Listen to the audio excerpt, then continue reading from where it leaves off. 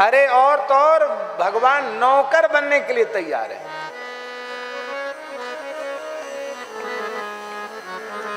भक्त त्रिलोचन जी का चरित्र आता है। संत ज्ञानेश्वर के शिष्य थे भक्त त्रिलोचन जी, वैश्य थे, महाजन।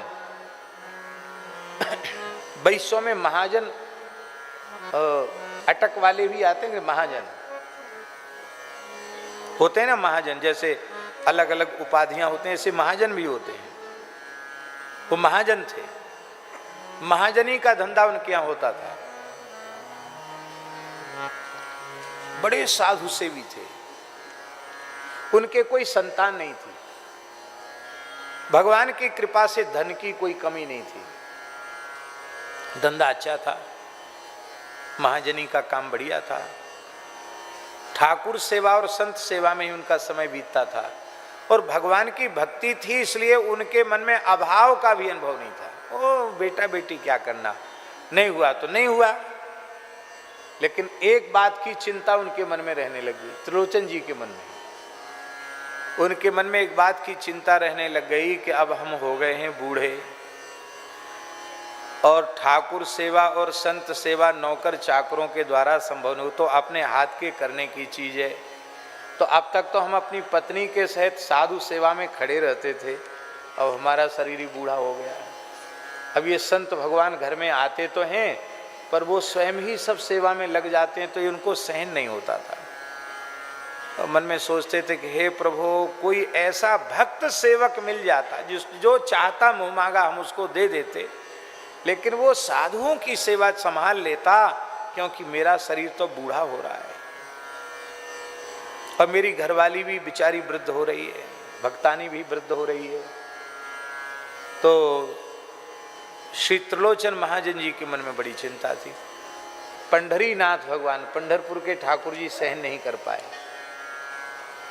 ये सत्य घटना है, भक्तमाल में कथा है। तो ठाकुर जी आ गए, बोलो भक्तवत्सल भगवान की।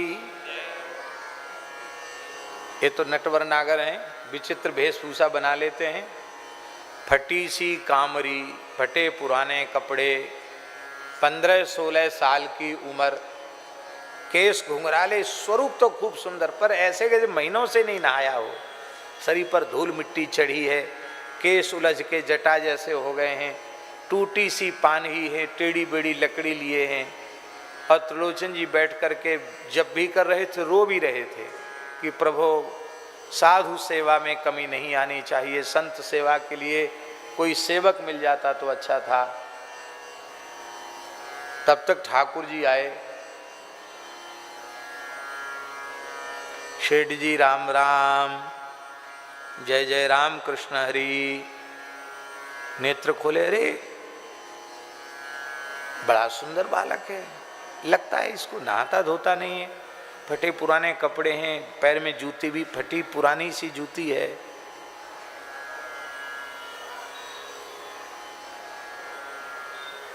कहा बेटा तुम्हारा नाम क्या है?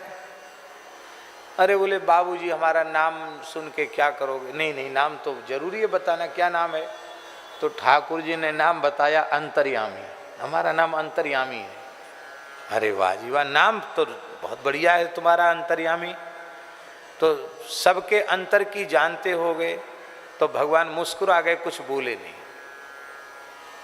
पर अच्छा तुम कहाँ रहते हो?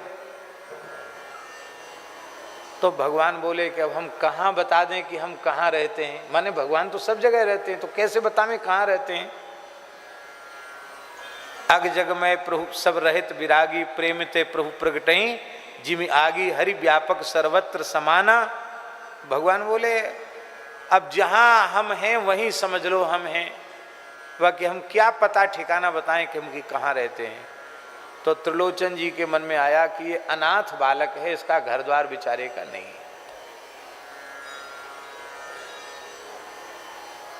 बोले तुम्हारे माता पिता का परिचय?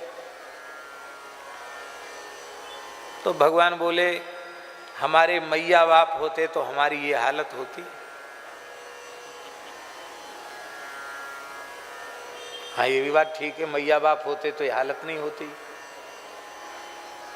ये उत्तर भगवान ने इसलिए दिया कि सबके मैया बाप तो वो खुद ही हैं, उनका कौन मैया बाप होगा। ये तो लीला में भले ही किसी को पिताजी माताजी बना लें, वस्तुतः सबके पिता तो वही हैं, जगत पिता हैं। तो ऐसे क्यों भटक रहे हो? तो ठाकुर जी बोले कि लोग किस लिए भटकते हैं, आप बताइए।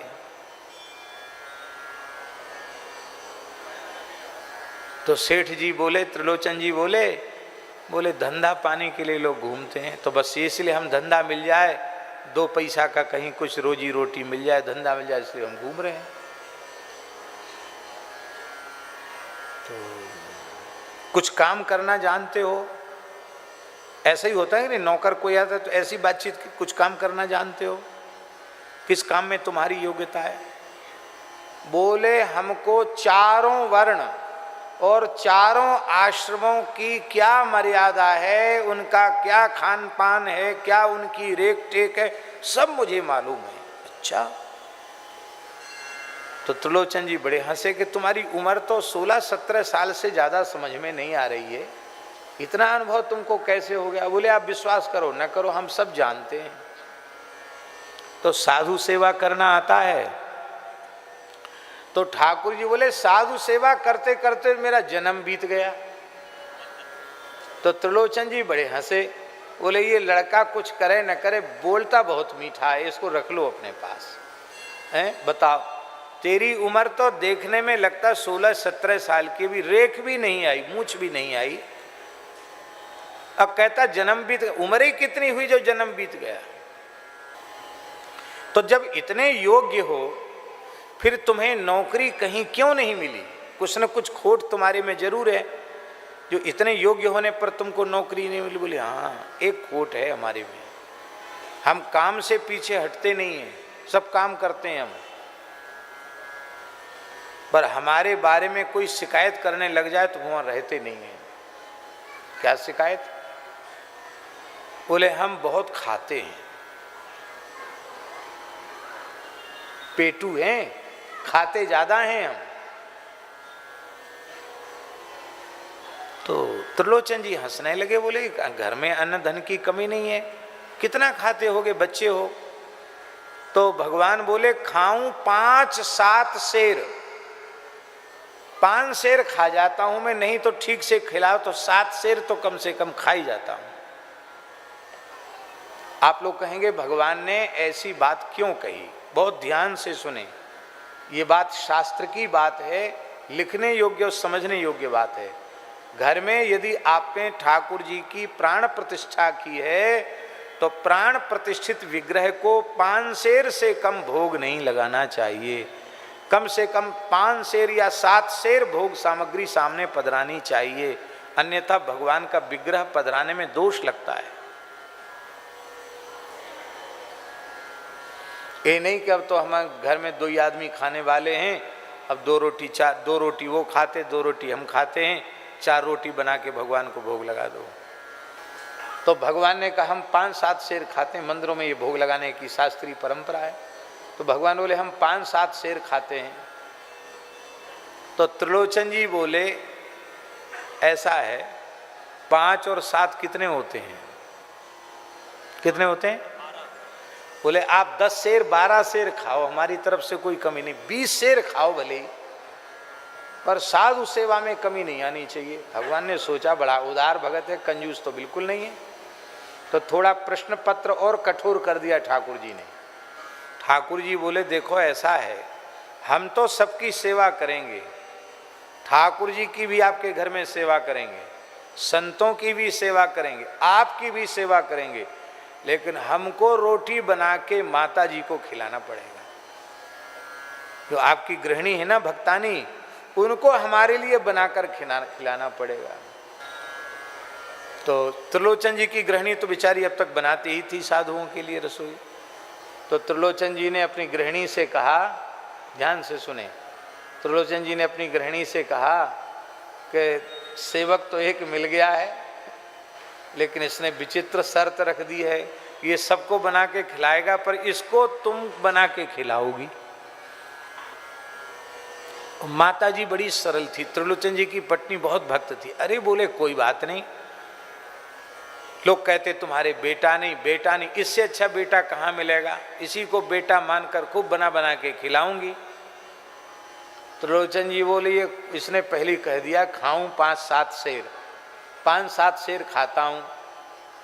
तो पत्नी थोड़ी सकुचाई तो सही, लेकिन फिर उनको नहीं नहीं कोई बात नहीं, इससे ज्यादा तो मैं रोज ही बनाती हूं, बना के खिला दूंगी, क्या है।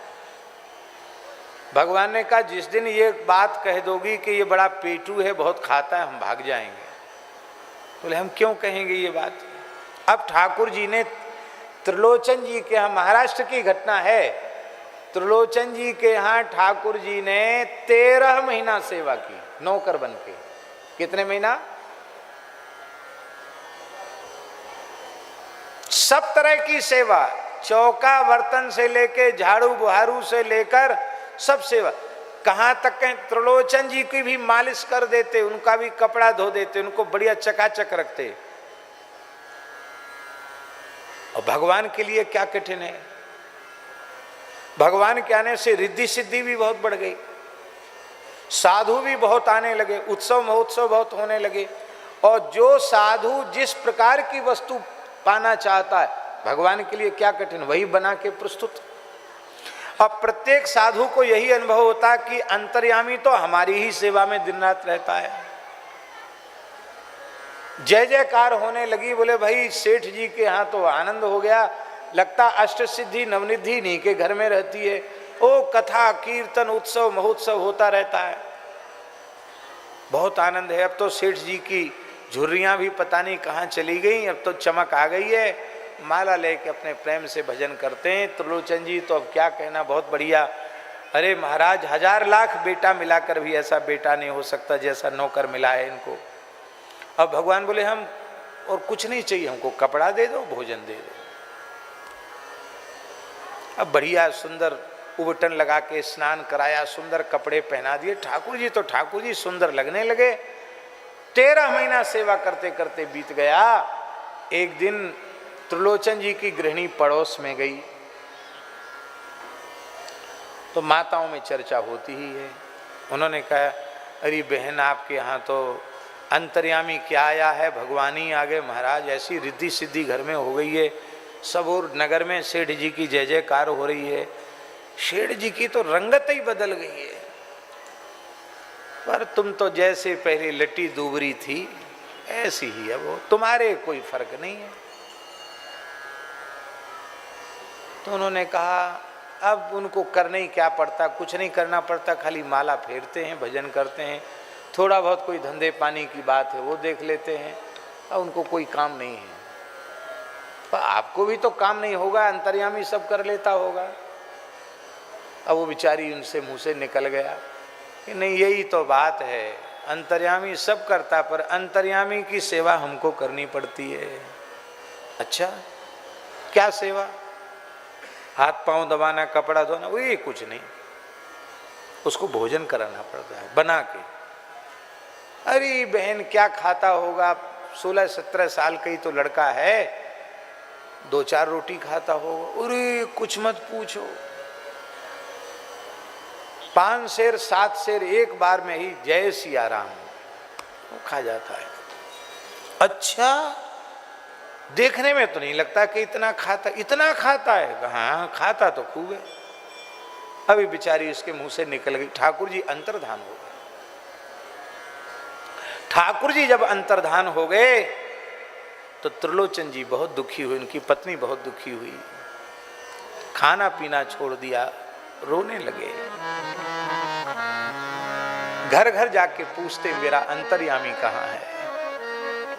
अंत में निश्चय किया प्राण ही त्याग देंगे तो साक्षात ठाकुर जी आ गए। बोले हम तो सदा से संतों की नौकरी करते हैं, हम आज भी तुम्हारे नौकर बनकर आने के लिए तैयार हैं। अब तो और रोने लगे त्रिलोचन जी। बोले जगन्नाथ जगतपति लक्ष्मीपति वैकुंठनाथ को, रुक्मिणी नाथ को मैंने अपने घर में नौकर बनाकर रखा, मेरे पैर दबाए आपने, मेरे बर्तन साफ किए, रसोई बनाई। प्रभु मैं बहुत अधम हूँ। भगवान ने कहा, हृदय से लगाया, बोले हम तो बहुत प्रसन्न हैं तुम्हारे ऊपर। श्री भक्तमाल में नाभाजी ने त्रिलोचन जी को चंद्रमा कहा है, भक्त जगत का चंद्रमा, भक्त नक्षत्र के समान है। तो इस कलिकाल के भक्तों में नाम त्रिलोचन शिष्य सूर शशि सदृश उजागर, नामदेव जी का भक्ति जगत का सूर्य कहा और त्रिलोचन जी को भक्ति जगत का चंद्रमा कहा। श्री त्रिलोचन जी के पद गुरु ग्रंथ साहब में है। सिखों का पवित्र ग्रंथ जो गुरु ग्रंथ साहब है, उसमें भी श्री त्रिलोचन जी के पद सम्मिलित किए गए हैं, नामदेव जी के पद भी सम्मिलित किए गए हैं। माने आप ये विचार कीजिए कि उस काल के कितने बड़े संत हुए श्री त्रिलोचन जी महाराज। कोई हमारे जैसे विरक्त बाबा जी नहीं थे, वैश्य थे, गृहस्थ थे, परिवार में रहते थे, पर उनकी ख्याति कितनी हुई होगी कि सिखों के पवित्र ग्रंथ गुरु ग्रंथ साहब में भी त्रिलोचन जी की वाणी को आदरपूर्वक स्थान मिला।